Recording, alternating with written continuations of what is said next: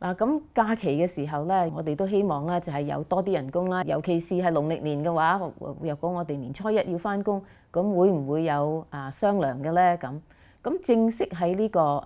我哋嗰個勞工法上面咧，就係冇咁嘅需要㗎。如果你同老闆已經有簽咗某種嘅合約啦，又或者你係工會啦，工會同老闆已經係講明咗咧，喺呢啲假日日期咧，就係有多啲額外嘅人工的話咧，咁嘅時候咧，咁佢就需要係遵照呢個合約上面嘅註明㗎。咁但係一般嚟講咧，我哋好多都係我哋叫 at will employment 啦，即係話我哋都係隨意老闆中意幾時請又得，幾時炒又得嘅。咁喺嗰種嘅僱聘嗰度咧，咁若果係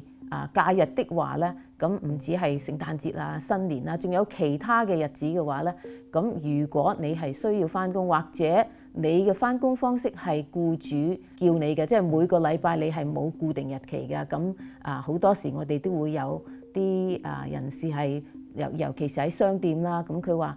個個禮拜咧都有唔同嘅 schedule 嘅咁。咁如果你啱啱嗰日嘅 schedule 咧，你係要喺呢個假日去上班嘅話咧，咁你係冇額外嘅人工㗎。咁唯一咧就係如果你係已經超過咗你係40個鐘嘅時候咧，咁當然老闆就要俾 OT 啦。假設每個人多數就講係返工8個小時啦，你8個小時嘅時候咧，如果你係 OT 係超時咗由8個小時至12個小時之內嘅咧，咁佢就係俾個半嘅人工啦，即係1.5 hours。